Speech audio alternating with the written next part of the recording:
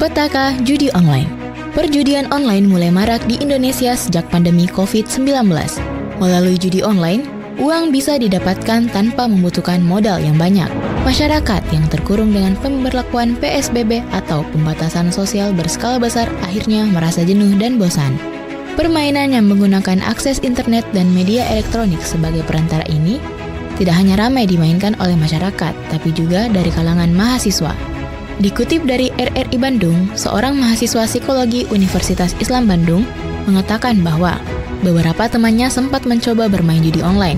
Bahkan salah satunya kecanduan hingga menggadaikan laptopnya untuk membayar depo. Judi online yang sangat merugikan ini perlu menjadi perhatian pemerintah agar segera dibasmi. Kompas.com baru-baru ini mengabarkan bahwa seorang pria yang berprofesi sebagai ojek online di Semarang ditemukan gantung diri di rumahnya akibat judi online.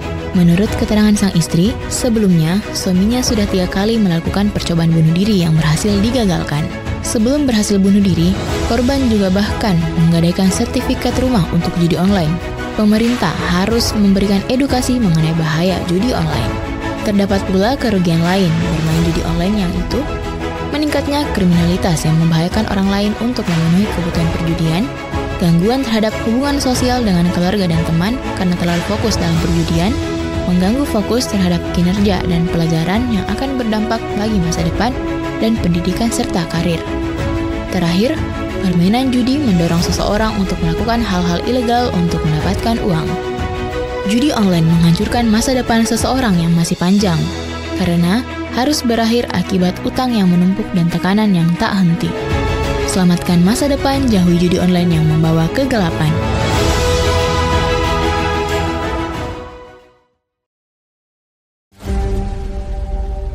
Bahaya pinjaman online.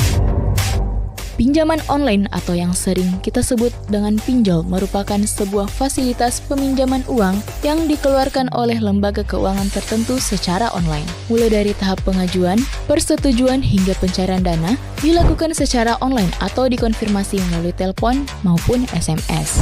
Sistem pinjol ini tidak menggunakan jaminan yang sulit. Untuk melakukan pinjaman, pemohon terlebih dahulu mengajukan pinjaman pada aplikasi dengan mengisi data diri, nomor telepon, jumlah pinjaman, dan nomor rekening bank pribadi. Pinjol mulai marak di Indonesia pada tahun 2016. Faktor-faktor yang mendorong munculnya pinjol adalah rendahnya penetrasi kartu kredit di Indonesia. Kemudian munculnya peraturan OJK nomor 77-POJK.01-2016 tentang layanan pinjam-meminjam uang berbasis teknologi informasi. Awalnya, pinjol lebih banyak digunakan untuk membantu usaha mikro kecil dan menengah atau UMKM lokal.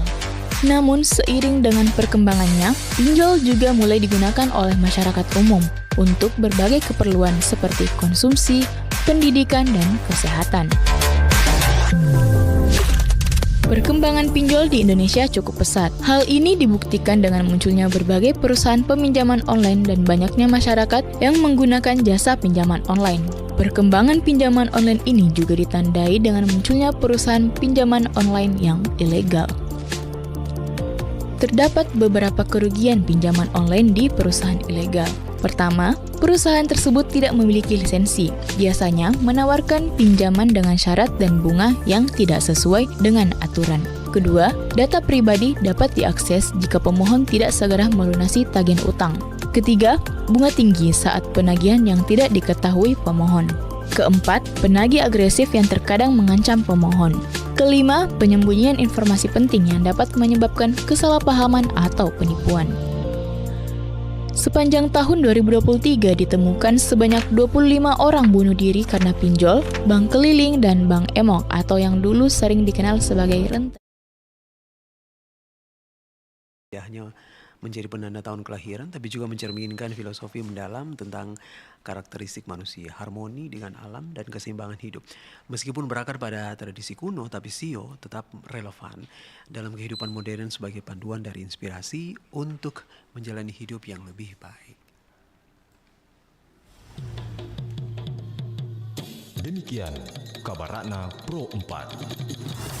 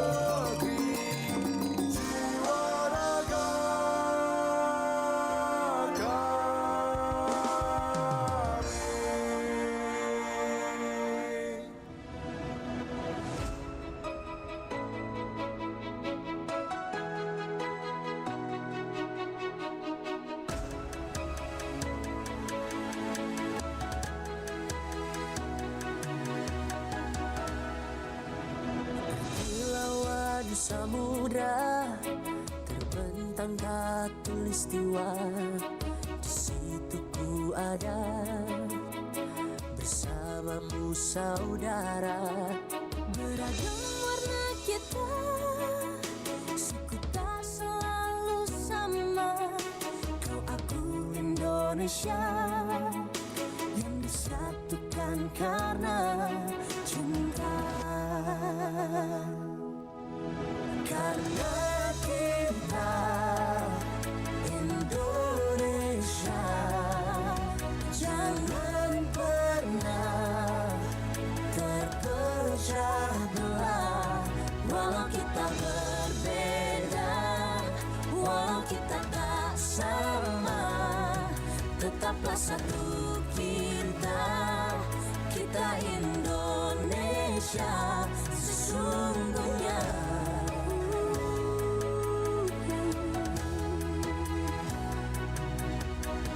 Kilauan samudra terbentang khatulistiwa.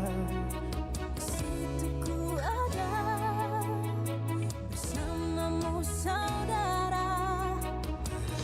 Warna kita, suku tak selalu sama. Kau aku Indonesia yang disatukan karena cinta.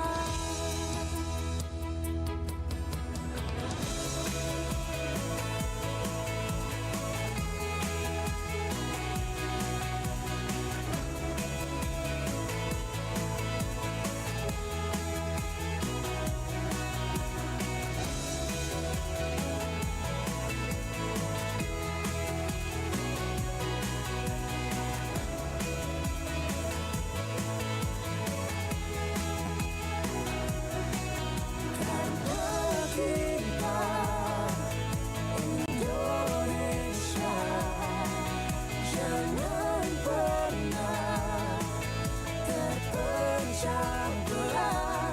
Walau kita berbeda, walau kita tak sama, tetaplah satu kita, kita Indonesia sesungguhnya.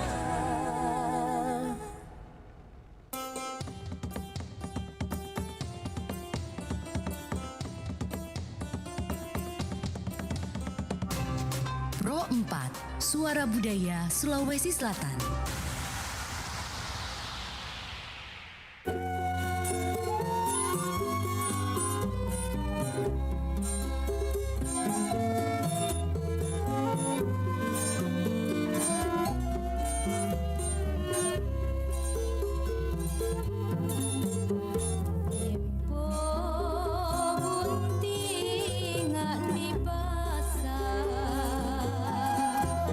Rian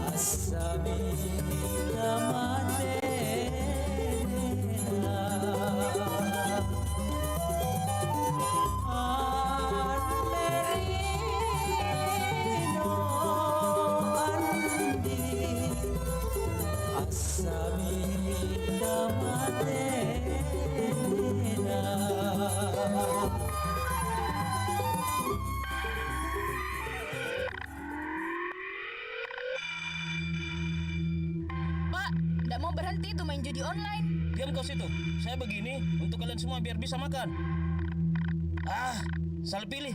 Istighfar, Pak. Haram itu, Pak. Bapak sudah jarang sekali pergi cari orderan ojol karena main terus. Berhenti, Pak. Banyak sekali utang-utang, Pak. Sadar. Tidak kuat Kak saya kalau begini terus. Oh, kau tidak kuat. Keluar kau. Ma, takut, Kak. Keluar kau. Bawa sekalian anakmu itu. Mama, Bapak. Pak, sadar. Kenapa Bapak jadi begini? Bapak hancurkan keluarga sendiri. Masa tidak sadar, Pak? Tidak takut Bapak masuk penjara? Sejak main game judi online, Bapak berubah sekali. Sudah. Mari kalian semua. Itu urusan saya. Ingin keluarga utuh? Judi online jangan disentuh.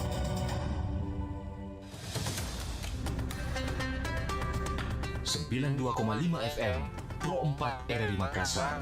Suara Budaya Sulawesi Selatan.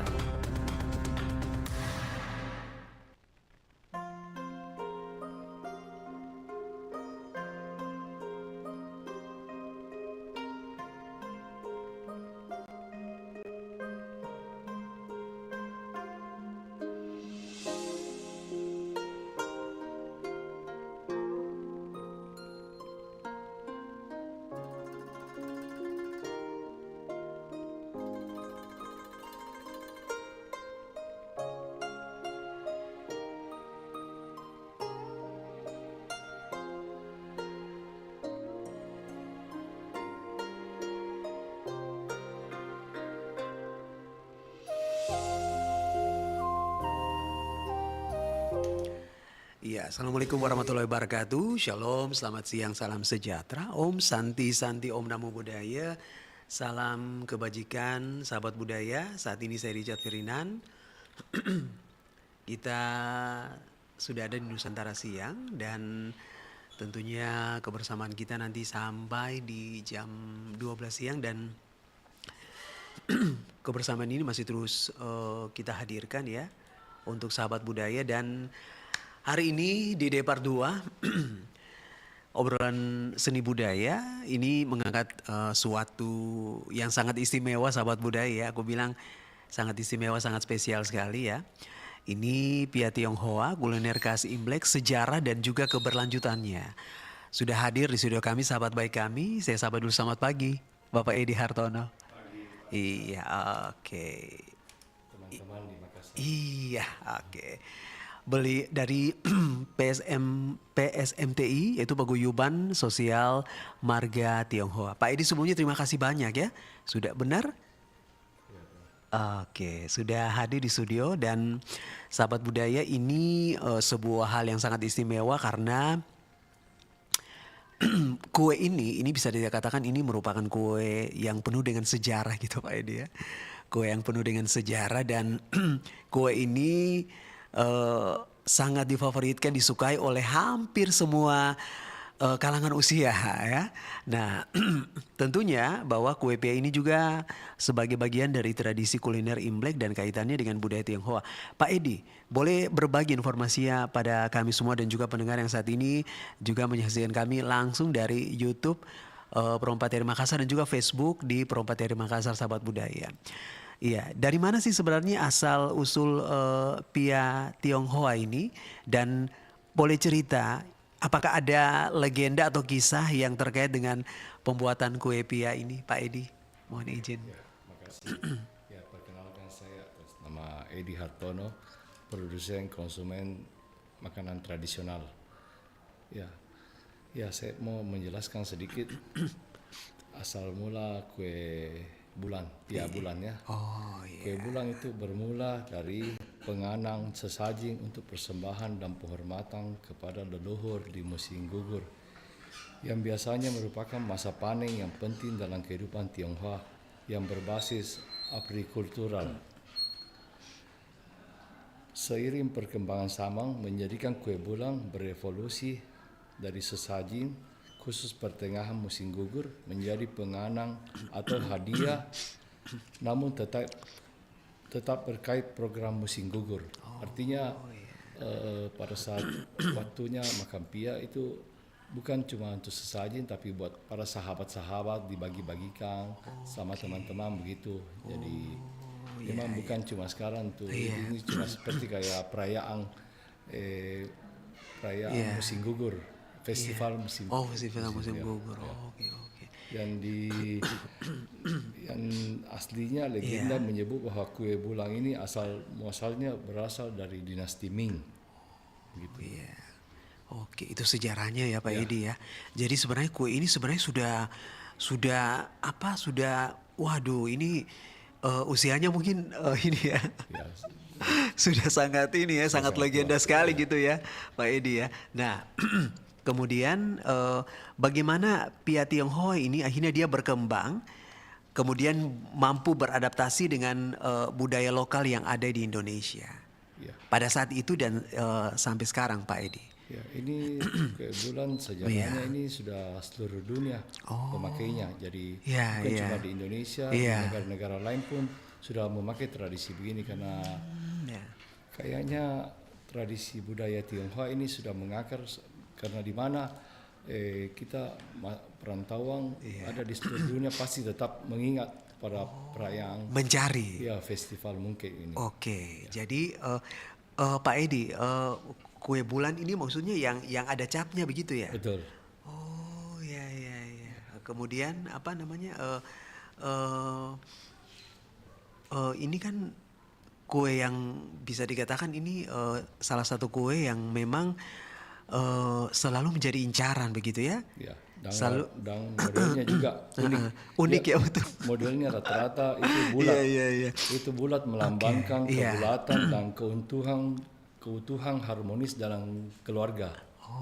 Jadi pada saat puncak festival Mungket itu para berkeluarga berkumpul di bawah sinar bulan menikmati Pia Mungket sambil minum-minum teh bercengkrama. Berarti pada malam hari ceritanya ini pada saat bulan purnama. Pada saat bulan purnama. Gitu. Itulah disebut kue bulan dan ada memang stempelnya ya. Biar orang yang makan kan supaya merasakan keharmonisan dan kebersamaan dalam keluarga begitu. Jadi pada saat sekarang juga pada saat Mungket ini zaman modern banyak komunitas-komunitas sekarang kayaknya berkumpul bersama-sama untuk menikmati di bawah sinar bulan sambil minum teh dengan makan pia. Waduh, Pak Edi ini jujur ya sebenarnya sudah lama sekali sebenarnya saya pengen ini. Makanya biasanya teman-teman ini biasa beli kue ini di mana? Apakah memang maksudnya hanya ada pada saat perayaan ini saja atau setelah itu boleh jual bebas atau bagaimana? Ya, Pak Edi? Perayaan itu biasanya memang tersedia pada saat puncaknya, tapi saat ini buat untuk supaya masyarakat semua bisa menikmati kita buatkan ada juga setiap hari. Oh, setiap hari. Ya, wah. Biar dari daerah kebetulan mau merasakan oleh-oleh gitu bisa juga membawa pulang kuliner Makassar. Okay. Bukan pun cuma Makassar sih, jauh apapun ada. Cuma sesuai dengan rasanya pasti berbeda-beda. Sesuai dengan selera masing-masing. Berarti kalau sudah di total sudah berapa lama ini kue ini? Dari tahun, jadi ini saya ceritakan. Dia punya Pia ini. Kami siap mendengar karena ini sejarah yang sangat istimewa ini, luar biasa. Kakek. Kakek ini kan asalnya asli dari China. Guangdong. Guangdong Cina. Dia umur 9 tahun dia sudah mengembara ke Indonesia. Akhirnya tiba di Makassar. Dan memang dari sana, memang waktu di kampus sana orang tua sudah punya homemade bikin pia begitu. Jadi di sini dia melanjutkan sampai generasi pertama, terus generasi kedua itu bapak saya. Sekarang kita sudah generasi ketiga. Sudah generasi ketiga di tangannya Pak Edi. Sama mama. Sama mama. Itu perjalanan yang luar biasa panjang dengan sejarah juga yang panjang. Dengan mungkin pada saat itu semuanya masih sangat tradisional ya Koko Edi. Nah itu juga sesuatu yang sejarahnya ini berarti tidak main-main ini Pak Edi ya. Sejarah yang bisa dikatakan ini aku boleh bilang sahabat muda ini sejarahnya sangat mahal sekali. Dan memang sejarahnya ini kalau pesta musim gugur ini di seluruh dunia di daerah China itu besar-besar memang. Mereka itu seperti kayak festival seperti habis panen raya, Panen, jadi iya. mereka adakan pesta-pesta besar. Waduh, itu mengucap syukur yang sangat Betul. luar biasa ya. Ya, betul. Dari mungkin keluarga kemenakan dari seluruh dunia datang bersama-sama menikmati kue bulan di bawah sinar bulan. Aduh, itu dari apa namanya? Saya bisa membayangkan itu sesuatu yang sangat mahal. Betul. Gitu ya Pak Edi ya. Ya. Oke. Nah, kita lanjut lagi pertanyaan berikutnya. Nah, apa sebenarnya makna di balik bentuk bulat dan rasa manis pada pia Tionghoa ini, Ya, Pak ya, Edi? kembali saya ulang itu. Iya. Pia kan bentuknya bulat, Iya. dia sama dengan bulat kan berarti artinya dia tidak tercerai-berai, dia bulat. Iya. Jadi seperti kita mengharapkan keluarga itu utuh. Oh, oke. Utuh, jadi tidak ada kata bercerai-berai. Iya. Jadi kita tetap harmonis dalam keluarga, dalam merayakan mungkin untuk iya. mempersatukan keluarga supaya Oke. persaudaraan tetap erat. Tetap ya sampai mau memisahkan begitu Ya, ya Pak betul. Edi ya.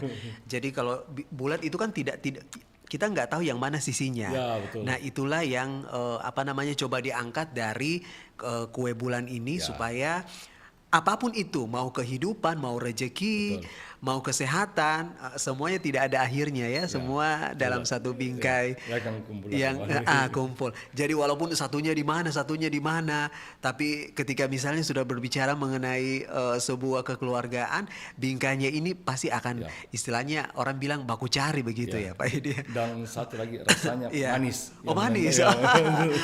Oke. Nah, ini pasti penasaran lagi. Kan apa manis itu kan pasti apa sesuatu yang sangat sakral begitu ya, Pak Edi. Kenapa harus rasa manis? Karena rasa manis kan di kehidupan ini kan kita semua mau Oh iya. ujung-ujungnya kan Betul. berakhir dengan manis. Manis, betul. Ya, kita semua mengharapkan ya Manis, semoga Tuhan iya. mengabulkan. Amin, kita amin. itu. Mimpi manis, Ya, rezeki betul, manis ya. ya. Hidup manis, usaha manis Ya, juga ya. betul, ya. Oke, nah kemudian ini kan kalau misalnya lihat atau baca itu kan sudah biasa. Ya. Tapi ini kita mau dengar langsung ini dari Pak Edi yang bisa dikatakan ini generasi ketiga langsung ya. Ya. Belum terputus sama sekali Pak Edi. Jadi pada saat masuk di generasinya Pak Edi, generasi ketiga ini tahun berapa Pak Edi? Mungkin boleh ingat? Sekitar tahun 2019, 2015. Oh 2015. Ya, Oke. semenjak Bapak meninggal. Jadi Di situ langsung diwariskan ke mama sama anak. Oke, Pak Edi dan Ibu ya. Ya. Dan sampai sekarang aduh sahabat budaya ini saya penasaran ini jalan Sangir, nanti sebentar kita akan tanya lagi supaya Pak Edi nanti menjelaskan lokasi strategisnya Ya, betul. Pak Edi. Nah, kemudian apa namanya dari namanya, dari sejarahnya, dari rasanya itu kan sudah bikin kita jadi apa namanya jadi jatuh cinta sebenarnya. Nah, bikin jatuh cinta lagi kalau misalnya langsung dari Pak Edi yang generasi ketiga boleh menjelaskan bahan-bahan apa saja yang membuat kue pia Tionghoa ini dia berbeda dengan kue-kue lainnya. Kemudian apa saja tantangan Pak Edi jawab dulu deh nanti baru kita lanjut ke pertanyaan kedua. Jadi bahan-bahannya apa saja? Nah Pak Edi jujur sebenarnya saya itu salah satu kue yang sebelum bertemu dengan Pak Edi dan Pak Edi buat saya jatuh cinta dengan kue pia Tionghoa. Saya punya kue favorit sebenarnya kalau mau dibilang kue favorit satu-satunya sebenarnya itu kue kuo. Itu kue favorit saya itu. Dari kecil itu memang sudah suka ya. Dan akhirnya hari ini bertemu dengan Pak Edi juga bersama Ibu. Terima kasih ya. Ini sebenarnya rezeki dari Tuhan ya bisa bertemu dengan Pak Edi. Boleh cerita dulu bahan-bahannya apa ini Pak Edi? Ya saya baca. Iya. Bahan khusus yang dipakai untuk pembuatan pia itu sebenarnya dari bahan agrikultural. Agrikultural, yang ada di Indonesia kita pakai begitu. Jadi, bahan asli, rempah-rempah asli Indonesia. Jadi itu negara kita kan kaya dengan ya, sangat kaya. Jadi kita rempah-rempah apa? Rempah-rempah ya, semua yang asli okay. dari Indonesia. Dari Indonesia. Semua bahan-bahannya langsung dari yang segar-segar semua, makanya kualitas tetap terjaga. Premium, Ya, begitu. istilah sekarang itu premium ya. Pilihan lah. Pilihan. Gitu, ya. Oke, berarti apa namanya? Tapi cita rasanya tetap sama yang di sana Pak Edi ya. Oke, tidak berbeda ya. Karena Indonesia kan tidak kalah bahan-bahannya. Nah, itu dia. Jadi ngapain kita pakai bahan ini, kita mesti Impor lagi dari ya luar. gitu, mending kita pakai di sini untuk memajukan juga UKM. UKM, oke. Dan ternyata di sini memang ada Pak Edi ya? Ya betul. Oke. Jadi kita berlangganan semua dengan pasar-pasar. Pasar-pasar. tradisional. Nah, berarti Pak Edi maksudnya dan Ibu juga keluarga terjun langsung untuk memilih bahan baku, belanjaan bahan baku atau bagaimana Pak Iya Edi? pasti dari semua mulai dari pembelanjaan Iya. dari mana itu semua ditangani dengan kita sendiri. Oke, Artinya terjun langsung. Pemilihan bahan-bahan berkualitas supaya menghasilkan cita rasa yang bagus ya. tetap terjaga. Tetap terjaga. Dari generasi pertama sampai sekarang sudah generasi ketiga. Betul. Nah, tadi Pak Edi bilang kan maksudnya dari kakek ya. Ya. Kakek yang maksudnya sudah merantau dari usia 9 tahun. Ya. Sahabat budaya, mari kita bayangkan kalau misalnya Makassar mungkin di tahun 800-an mungkin ya, 1800-an atau 1900-an. ya. Nah, itu di usia 9 tahun, kalau misalnya kita tarik garis lurus, Pak Edi, mari kita berhitung saja sudah berapa lama. Sudah berapa lama. Nah, kemudian tantangan apa saja misalnya yang mungkin Pak Edi dapatkan terkait dengan bahan-bahan dari kue pia Tionghoa ini? Tantangan Iya. ya, gitu ya. Tantangannya Mungkin apakah ada tantangan yang dihadapi? Mungkin, misalnya begini, misalnya tiba-tiba, bahan ini kok tiba-tiba langka, atau bahan ini kok tiba-tiba ini. Pernah mungkin punya... kalau soal masalah bahan itu, saya rasa Indonesia ini penuh dengan bahan setiap daerah ya. Jadi umpamanya, anggaplah di Makassar kebetulan kosong, kita masih bisa mengirim dari daerah Jawa. Iya. Kita satu Indonesia pasti bahan-bahan semua ada. Anggaplah Makassar kebetulan kosong, kita masih bisa mengirim dari pasar-pasar tradisional dari Jawa, kita bisa pergi cari. Pokoknya harus mencari bahan yang berkualitas. Untuk menghasilkan pia yang bagus dan enak. Walaupun misalnya ada sampai di luar Makassar mungkin Pak Edi ya, atau luar Sulawesi Selatan, tapi kualitasnya yang dicari yang seperti ini, tidak boleh beda, betul. gitu ya. Oke, itulah sebabnya sudah berjalan sampai selama ini Pak Edi ya, sudah bertahun-tahun sahabat budaya. Jadi saya bilang bahwa sebenarnya ini adalah rezeki perompak dari Makassar sebenarnya. Jadi bisa bertemu dengan Pak Edi, bisa bertemu dengan Ibu, ini sesuatu yang sangat istimewa. Nah, sahabat budaya, kalau misalnya sayup-sayup mendengar ada instrumen Mandarin, nah memang Richard Ferdinand sengaja karena ini supaya kita mengangkat sekaligus melihat bahwa Makassar ini juga termasuk sebagai sebuah provinsi yang akhirnya diakui punya toleransi beragama yang sangat istimewa. Dan saya tambahkan di mari Makassar Pak ini Edi. lebih kental suasana Imleknya dibanding dengan daerah lain. Selain Singkawang ya. Iya, Singkawang nomor 1. Apalagi dalam suasana Imlek ini sudah mulai terasa budaya-budaya. Oke, sudah usia di pusat-pusat pembelanjaan ya. Kemudian di jalan-jalan itu sudah mulai identik dengan ini Pak Edi persiapan ya. Sama kelenteng-kelenteng. Itu dia. Gitu. Oke. Jadi supaya tetap nanti pada saatnya tetap terjadi silaturahmi. Nah, begitu. Pak Edi, saya lupa itu tahun berapa, tapi pernah waktu itu saya pernah disuruh untuk meliput sebuah kegiatan di Kelenteng Sianma. Ya. Nah, kemudian di situ kan ada pohon-pohon tuh Pak Edi. Ada pohon-pohon, terus kebetulan kita disuruh menulis kita punya impian, mimpi dan doa. Tapi percaya tidak percaya, ketika saya maksudnya mengambil tulisan yang ada di pohon itu, kemudian salah satu impian saya tidak lama ternyata memang impian itu terwujud. Alhamdulillah, gitu ya. Maksudnya itu percaya tidak percaya, tapi itulah semua sudah digariskan oleh Tuhan ya. Seperti hari ini aku dan Pak Edi dan juga ibu kita ketemu ini kan sebenarnya kan udah rencana Tuhan ya Pak Edi ya. Kita berharap tapi Tuhan yang memberikan, menentukan. Ya. Nah, kemudian bagaimana yang ini, yang maksudnya yang bikin kita tertarik ini kan, kalau kue tradisional itu kan rasanya tidak pernah bisa bohong Pak Edi ya. Betul. Rasanya tidak bisa bohong, dan rasa itu yang akhirnya membuat hati siapapun terikat, bahkan jatuh cinta. Nah, bagaimana proses pembuatan kue pia Tionghoa ini secara tradisional, Pak Edi? Oke, saya ceritakan sedikit. Di masa kakek saya sampai dengan bapak saya itu dibuat secara homemade. Oh, di rumah? Ya, di rumah, di homemade begitu. Jadi kita mengerjakan secara manual. Yang saya penasaran maksudnya pembakarannya, mesinnya Dulu itu bagaimana Dulu Pak saya Edi? ceritakan sedikit ya, mulai dari awalnya Iya. dari kakek saya Iya. itu semuanya itu dikerjakan secara homemade. Oke. Jadi mulai dari adukan adonan, kita semua yang mencampur. Adonan itu diaduk dengan ini Ya, pakai dengan tangan, ya, tidak pakai mesin. Ya, secara manual.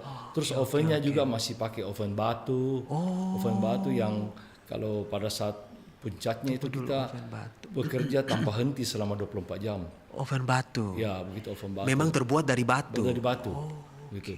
Jadi sejalan dengan perkembangan Iya, zaman, iya. sekarang kita sudah mulai ada oven yang Modern. dan canggih. Sama itu pembuatan adonan Iya. semua sudah dikerjakan dengan mesin modern semua. Mesin modern Ya, semua. semua karena kita harus ikut perkembangan Perkembangan kan zaman, begitu, iya.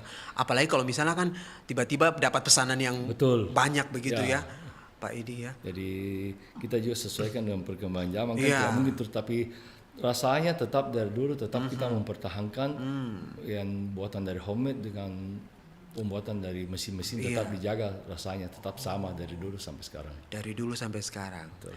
Resep keluarga. Ya. Itu dia. Oke. Nah, kok ini mohon maaf ini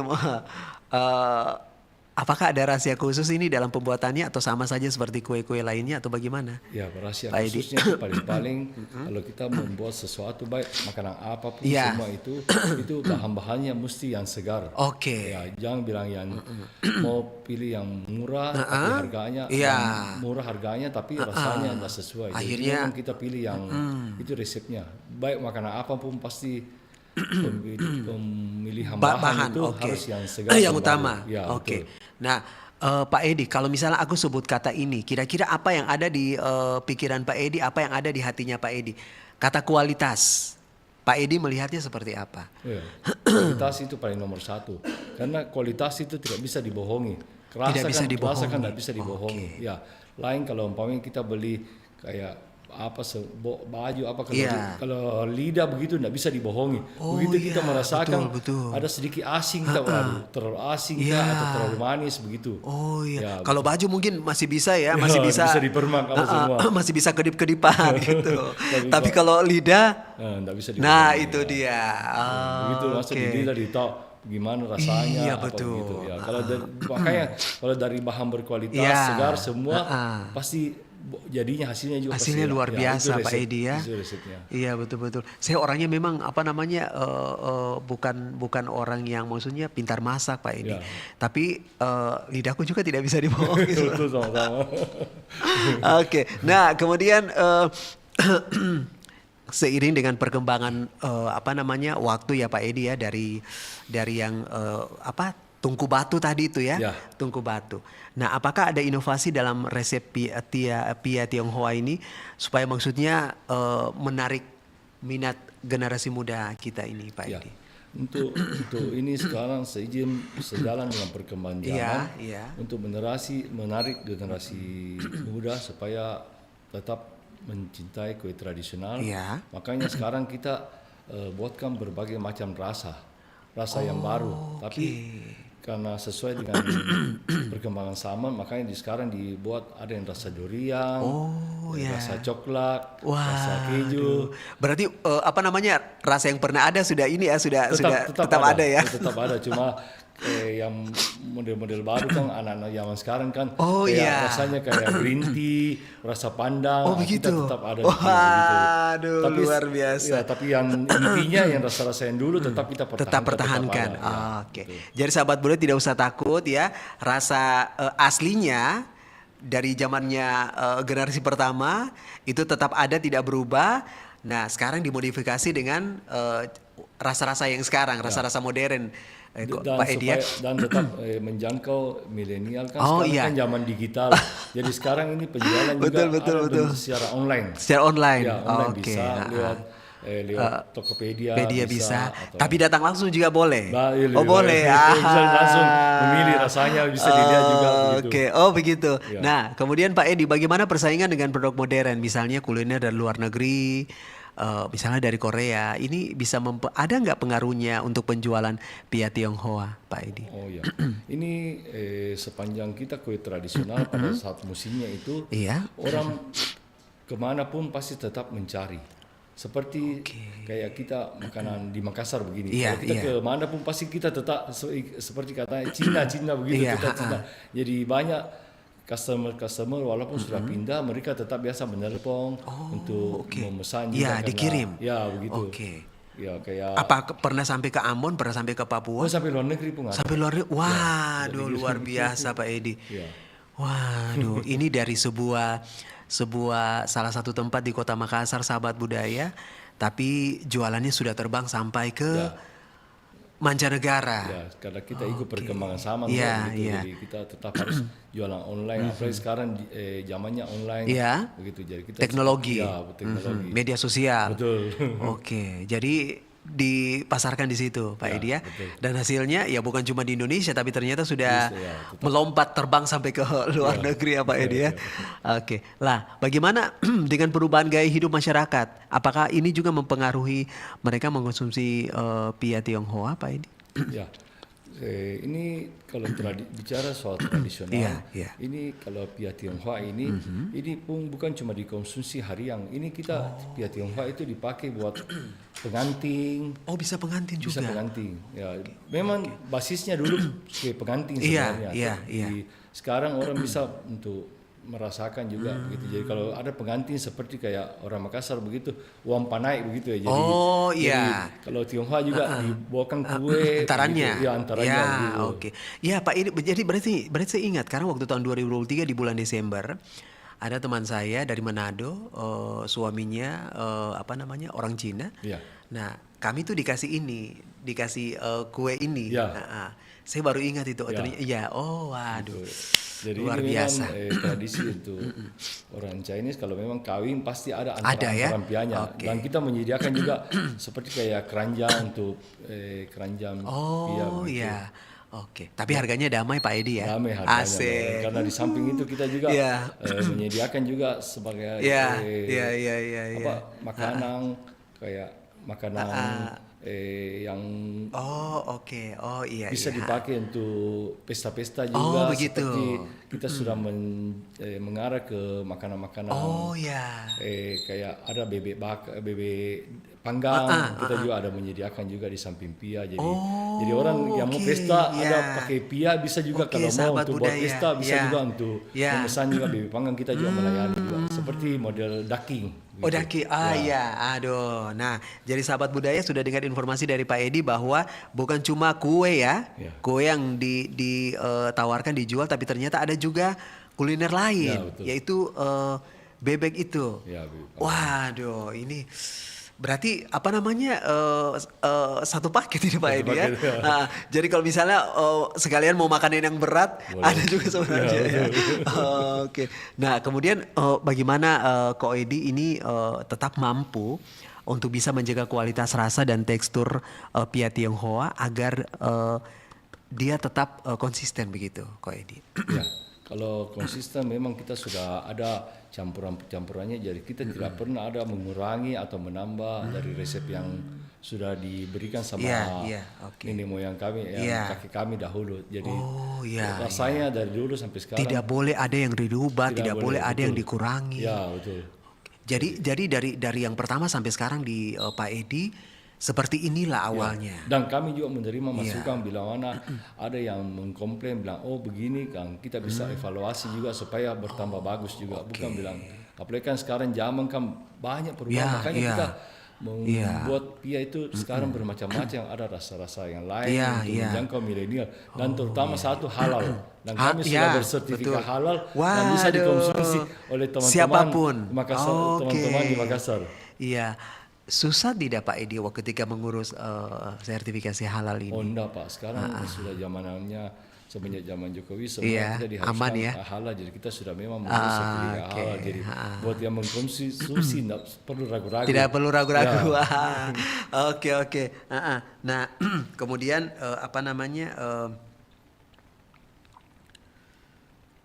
apa tadi tuh saya udah mau tanya ke Pak Edi waktu zaman COVID kemarin kan, Ya. kita Makassar juga terkena Pak Betul, Edi ya. betul, ya. Termasuk RRI Makassar juga akhirnya ada yang kerja dari rumah, ada yang kerja dari kantor. Adakah cerita yang sangat istimewa yang mungkin Pak Edi mau cerita buat kami di sini ketika COVID pada saat itu? Oh ya, ketika COVID pada saat itu mohon memang izin pada Pak saat Edi. itu kan ekonomi kita kan lagi menurun. Iya, Jadi untung sekarang waktunya zaman COVID itu ada era digital. Iya. Jadi buat masyarakat kan biasanya kan susah untuk keluar sama Takut juga. Ya, takut Iya. sama susah. Jadi kan ada jasa-jasanya dari Gojek, Grab. Nah, itu untuk memudahkan pengantaran dan pemesanan. Jadi walaupun pada saat COVID tetap jalan ya. Iya, tetap jalan karena kan luar biasa. sudah ada fasilitas dari Gojek, Ya, GoPay, oke. ya, Grab Dan pada saat itu kan mereka naik daun ya. Iya. Luar biasa. Sama-sama lah ya. Oke. Walaupun misalnya ada tantangan tapi tetap Pak Edi dan pihak Tionghoa ini tetap jalan gitu Ya, Pak Edi. tapi pasti juga ada sedikit lah terkendala kan namanya COVID semua. Tapi lebih banyak bersyukur. Ya, Pak Edi. segala aspek yang tapi kita bersyukur kita Iya. tetap sehat Sampai sekarang. amin, Ya. amin. Nah, makanya tadi Pak Edi bilang manis tuh supaya maksudnya Ya. semuanya manis ya. Itu mungkin karena pengaruh Tia juga makanya manis semua di sini. betul. Nah, kemudian bagaimana potensi pasar Pia Tionghoa? Kalau misalnya untuk kedepannya bagaimana Pak Edi melihat? Ya, sepanjang tradisi ini kita tetap harus pertahankan Ya, karena saya kita kan setuju.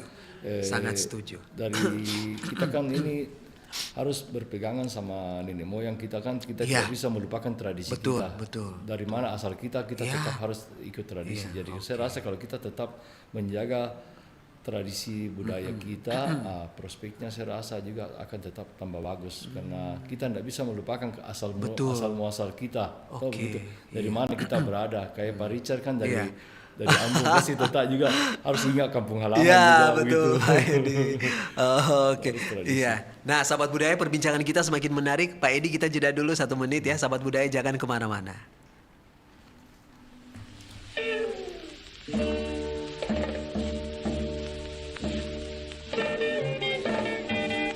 Ho Eng-ji mungkin terdengar asing. Ia seorang seniman Tionghoa pencipta lagu rakyat Makassar yang telah menghasilkan karya. Jika dilihat dari namanya, ia bukan pribumi asli, tapi peranakan Tionghoa Bugis Makassar yang sangat cinta tanah Makassar. Tahun 1950, ia mendirikan kelompok musik bernama Singgara Kula Kulawa yang membawakan lagu-lagu Bugis dan Makassar yang akhirnya mendapat tawaran sebagai pengisi tetap siaran radio Republik Indonesia di Makassar. Tahun 1953, Ho Eng-ji dan orkesnya mendapatkan penghargaan dari RRI atas sumbangsi mereka untuk musik nasional. Ia pun berkesempatan menemui Presiden Soekarno di Istana Merdeka. Lagu ciptaannya yang populer sampai saat ini adalah Ati Raja, Sailong, Dendang Dendang, dan Amat Cian.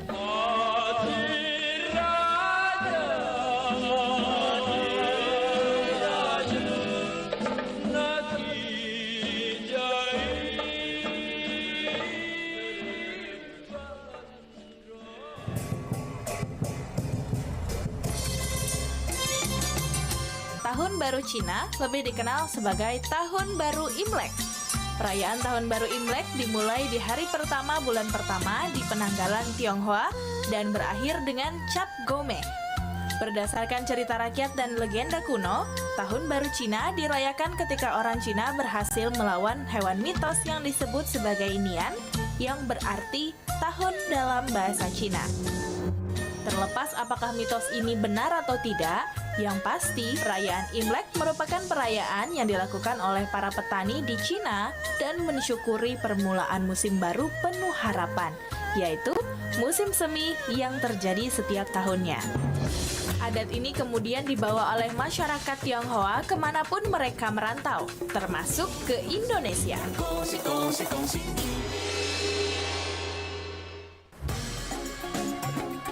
Nusantara Siang, Pro 4 RRI Makassar.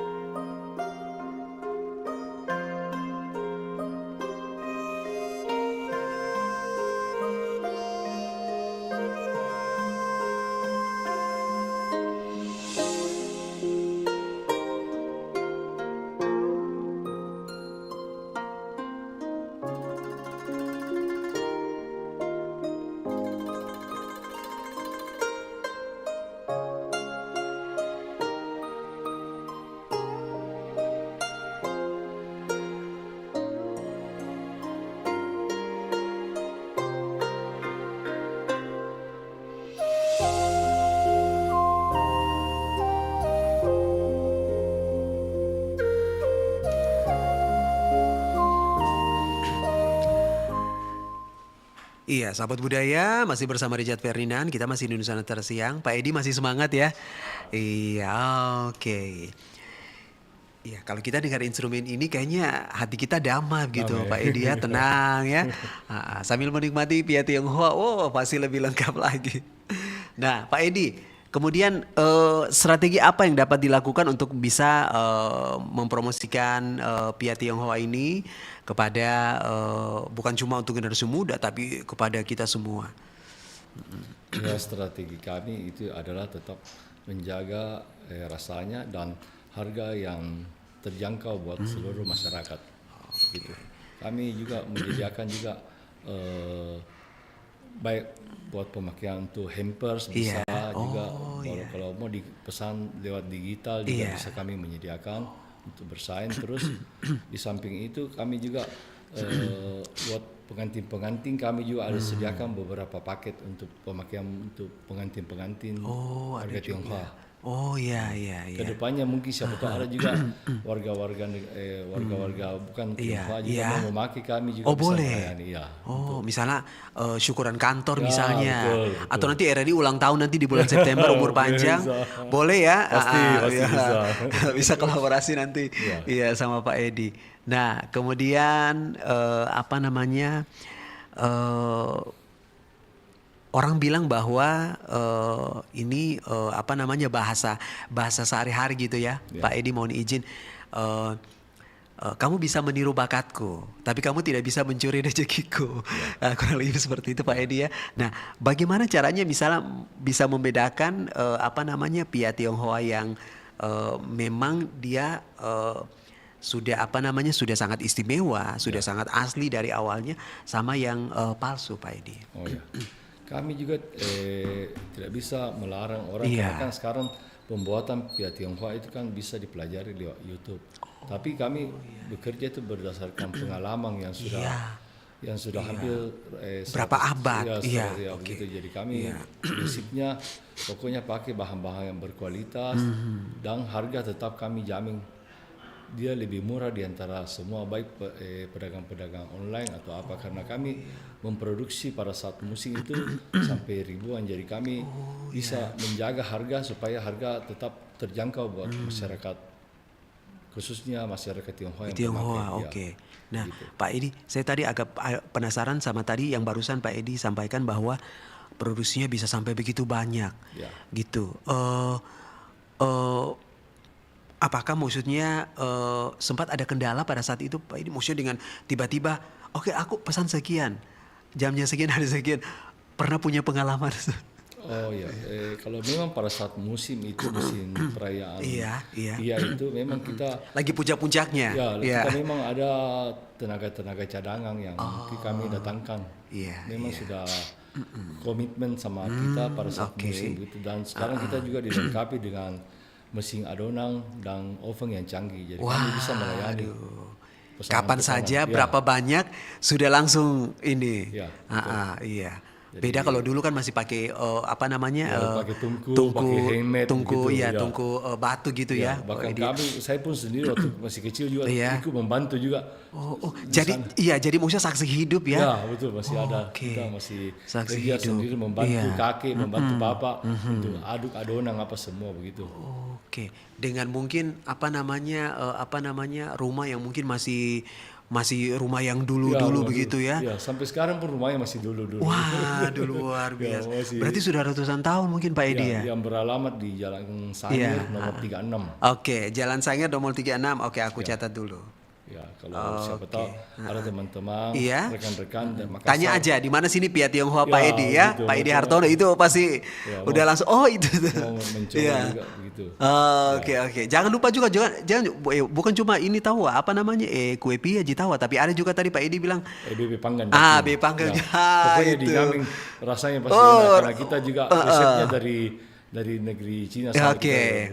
Bukan cuma lidahnya yang diikat tapi hatinya juga diikat. Nah, menurut Pak Edi, mengapa begitu penting untuk melestarikan kuliner tradisional seperti Pia Tionghoa ini, Pak Edi? Ya, karena kue tradisional itu setiap daerah itu punya ciri khas masing-masing. Jadi kalau umpamanya seperti kayak turis apa datang di sini pasti kan mereka mau mencoba rasa-rasanya kuliner Makassar, kuliner asli. mana. Ya, Iya. seperti kalau kita juga ke luar negeri, Betul, kita pasti kan mau mencoba juga rasa yang tradisionalnya di sana. Begitu. Yang mana kah ini yang tradisionalnya di sini, Ya, begitu jadi di. kita tetap harus mempertahankan supaya kita Makassar juga namanya kota kuliner Betul, tetap bisa betul. juga kita pertahankan kan untuk menyongsong tahun 2045 Indonesia Mas. Itu dia. Tahun 2045 Indonesia Mas. Jadi kita menggalakkan kuliner kita supaya perekonomian Sulawesi Selatan bisa makin naik. Gitu. Sesuai dengan arahannya Pak Wali Kota dan oke. Nah, sahabat budaya, jadi tadi juga Pak Edi sudah menceritakan pada kita bersama sejarah panjangnya Pak Edi ya. Jadi generasi pertama, generasi kedua bapaknya Pak Edi, kemudian sekarang generasi ketiga Pak Edi dan juga Ibu ya. Itu sampai sekarang sudah bertahan sampai sudah 3 generasi, berarti itu sudah ratusan tahun Pak Edi ya, kalau aku bilang begitu. Bisa. Apa yang menjadi kekuatan Pak Edi? Ya, kekuatan itu adalah kita semangat karena memang kita dari dulu sudah berusaha begitu. Jadi kita dari asalnya dari sana, jadi tetap kita harus mempertahankan, bukan bilang kita turun, harus kita malah naik begitu. Iya, kalau kita raih kan gampang ya Pak Edi ya. Tapi untuk mempertahankannya itu susah. Nah, itu apalagi dia. mempertahankan cita rasa. Gitu, oke. Gitu. Dari generasi pertama sampai generasi ketiga ini bukan sesuatu yang gampang Pak Edi ya. Maksudnya ada kan orang yang mungkin generasi pertama ya udah selesai terputus karena maksudnya sudah tidak ada lagi yang mau melanjutkan gitu. Tapi Pak Edi maksudnya Pak Edi ini pertanyaan ini baru muncul. Mohon maaf, ini satu pertanyaan terakhir Pak Edi. Apa yang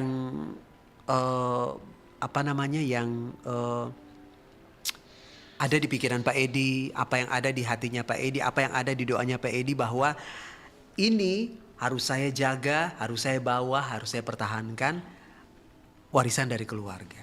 Iya.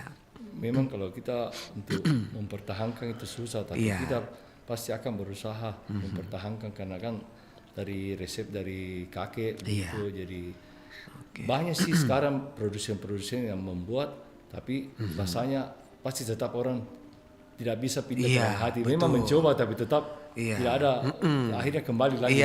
Yang di sana jual itu, yang di ini juga sama jualannya, tapi tetap lidahnya sudah diikat itu tidak bisa bohong. Terus sama rasa yang aslinya itu, rasa tradisionalnya itu masih tetap orang cari, biar kemana pun pasti tetap mencari. Oke, Pak Edi terima kasih sekali ya sahabat budaya, kita sudah berbagi informasi hari ini. Ini istimewa, aku bilang hari ini rezekiku, rezeki kita semua, rezeki dari Tuhan. Pak Edi sukses ya. Juga makin sukses, amin, makin maju juga. Amin, terima kasih ya. Salam buat semua teman-teman, buat keluarga ya. Semoga nanti ke depannya kalau ada cerita-cerita yang baru lagi ya, atau ada sesuatu yang baru dari ininya Pak Edi, mungkin Perompak dari Makassar kita boleh dibagi Pak Edi ya. Dan sahabat budaya, indahnya toleransi menjadikan kita manusia yang bermartabat, dan itulah kita tetap hidup berdampingan. Apapun itu akan menjadi sesuatu yang sangat istimewa, sangat indah, seperti Pia Tionghoa yang hari ini kita sudah bahas. Dan ini sejarah, salah satu sejarah yang sangat istimewa. Banyak sekali kue tradisional. Itulah mengapa Indonesia disebut sebagai negara yang begitu kaya dengan tradisi, begitu kaya dengan, dan sangat istimewa sekali dengan sejarah budayanya. Salah satunya adalah Pia Tionghoa. Pak Edi sekali lagi terima kasih, Ibu juga terima kasih ya. Hari ini kita ketemu, ini sesuatu yang sangat luar biasa. Semoga yang tadi Pak Edi bilang di tahun 2025 mengarungi Bahtera 2025 ini semuanya manis ya, Pak Edi ya. Masa depan kita manis, hidup kita manis, rezeki manis juga, kesehatan manis juga ya. Semuanya manis. Seperti Pia, begitu, amin, seperti Pia juga. Bulat dan bersatu kita masyarakat Makassar tetap kompak. Lagi memang saya juga orangnya hobinya memang makanan manis ya. Apalagi kita dari Ambon sudah manis ya, Ambon manis. Pak Edi terima kasih. Oman terima kasih banyak ya. Ya jangan kok kemana-mana, nah kita menikmati nih kue nah. Sahabat budaya terima kasih. Kita pamit. Nanti setelah ini kita akan menghadirkan ada program berikutnya. Jangan kemana-mana.